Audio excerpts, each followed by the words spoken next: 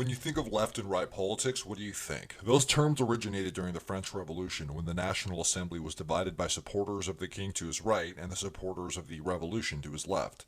Since then, the left has signified change, revolution, and the reformation and transformation of society, while the right has been about tradition and order. Naturally, the benefactors of a status quo will want to conserve it, and the most underrepresented will want to subvert it. So, historically, since the French Revolution, the left has typically been the ideology of the working class, the proletariat, the common person, while the right has been the realm of big business, banking, and aristocracy, as well as common people who are religious or nationalistic. On these terms, the left saw the right as exploiters and slave drivers, while the right saw the left as subversive degenerates. To the right wing mind, religious morality is the social glue for a moral and natural order, and the left is a chaotic force that undermines this. The left thinks wealth redistribution is fair. The right perceives wealth redistribution as immoral mooching off the hard work of the deserving. This, in a nutshell, is the classic left right divide, the platonic forms of left wing and right wing thinking.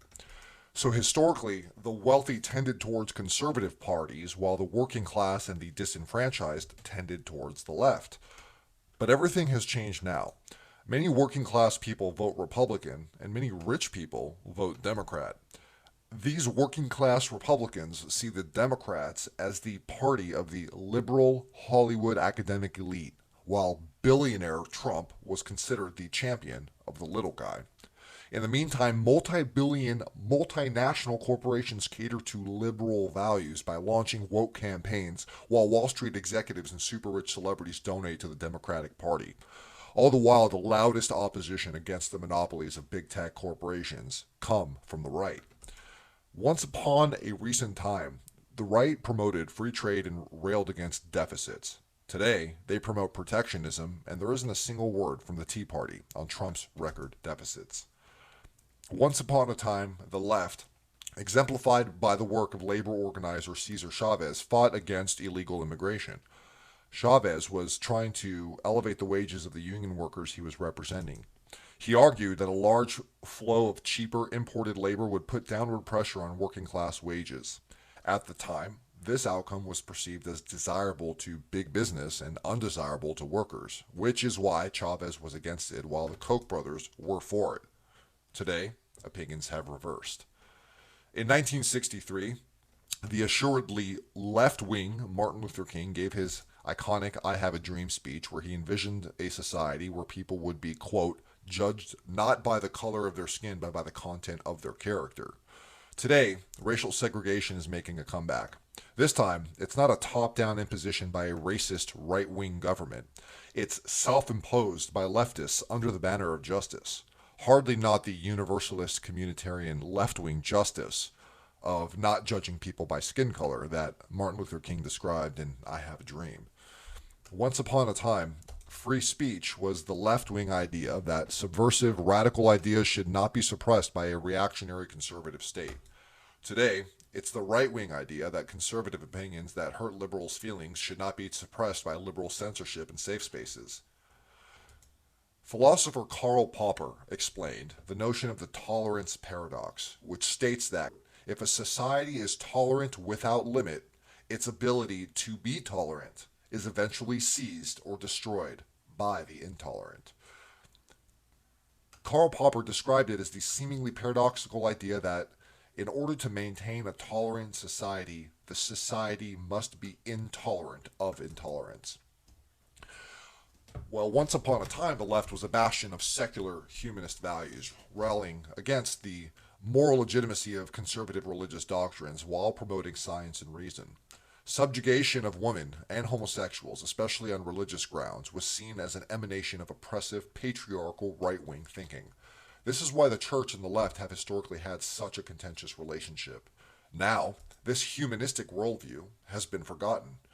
Malala Yousafzai, almost murdered for being a woman desiring an education, or Ayaan Hirsi Ali, victim of genital mutilation, cry out to the liberal West with stories of oppression by the hands of religious conservatives, and cognitive dissonance responds. The pseudo-left fights for women's and gay rights on the one hand, while shutting down critiques of LGBT and female oppression by an Abrahamic religion on the other, a cognitive dissonance of the false compatibility between pussy hats and hijabs. Instead, modern pseudo-left liberals claim these reasoned critiques against this form of conservatism to be quote-unquote racist, inadvertently insulting and abandoning the black and brown gays and apostates that have been persecuted and murdered, abandoned by their supposed liberal allies in the West. What's going on here? If what's left or right has a 100% range and can become its own opposite in one generation, this means that these labels have lost all meaning. Platonic left and platonic right aren't the same as today's pseudo-left and right. If the former defend divisive identity politics, conservative religious ideologies, and comfortable middle-class lifestyle values over working-class values, and the latter are increasingly working-class and up in arms against the elite. So how did this happen? The left-right switch began in the 1950s. Then, the left's legacy in the U.S. was that of labor movements, progressivism, and the New Deal. It rallied against the interests of the big banks for the interests of the working class. It fought for women's suffrage, workplace rights, higher wages, and monopoly busting. This is when the left was all about class interests. A pivotal mutation hit the left with the advent of the beatniks, hippies, and punks. Now, lifestyle and culture started defining the left. Most crucially, the left shifted from being about the communal to being about the individual. From Jacobins to communists to progressive to New Deal Democrats, the traditional left, however far on the spectrum they were always defined by solidarity to the collective. When they protested against the man and conservative values, this new cultural left was nonetheless defined by the primacy of individual expression and individual sovereignty. As individual self-expression against the system began to erode notions of class solidarity, the 1960s saw the left-wing individualism of the hippie movement combined culturally with right-wing individualism in the era of Ayn Rand and Murray Rothbard.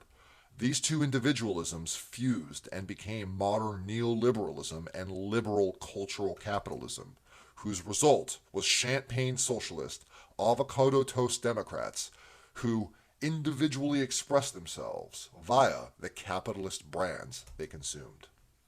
Under Democrats, Wall Street would be deregulated and bailed out, and multi-billion-dollar corporations would launch politically correct ad campaigns catering to liberal values, while income inequality ceaselessly climbed. Therefore, the mid to late century individualist lifestyle mutation of leftism was a subversive one for class solidarity, ultimately leading to its current intellectual dishonesty and inversion of its very soul. Rather than being focused on uniting an entire economic class, it is focused on identity politics, the crypto right-wing concept that divides the 99% against itself. As long as the left are divided by race, divided by their social media-induced narcissism, smug and elitist against the working class, cognitively dissonant regarding their incompatibility with reactionary religions, and valuing political correctness over speaking truth to power, then they will be a broken, fractured shadow, a liberal pseudo-left which has abandoned solidarity and progress. Comfortable middle and upper class liberal values, not class solidarity, define the Democratic Party base. The mass of working class people in the country who don't culturally share democratic bourgeois values are considered deplorable. Unity of the 99% has been subverted by this thread. Super rich celebrities flock to the Democratic Party, and factory workers flock to the Republican Party. Now, working class people who hate the elite consider themselves right-wingers. Who are their most conspicuous targets? Capitalist billionaires George Soros and Bill Gates. Jeffrey Epstein, and the elite ring of pedophilia he's associated with, is railed against by the right as part of the liberal elite, exemplified most by involvement of Hollywood celebrities and people like Bill Clinton. This side, too, like the left, has been inverted by false consciousness. The irony is epic in scale that their hero, Donald Trump, is a billionaire member of the elite himself, an inheritor of wealth, and a predatory capitalist. So, middle and upper class bourgeois liberals despise much of the working class, and conservative right-wing working class despise the elite. It's the twilight zone. Both sides in America's culture wars are currently on dead-end paths. Is there enough open-mindedness left to pick the flowers and leave the weeds?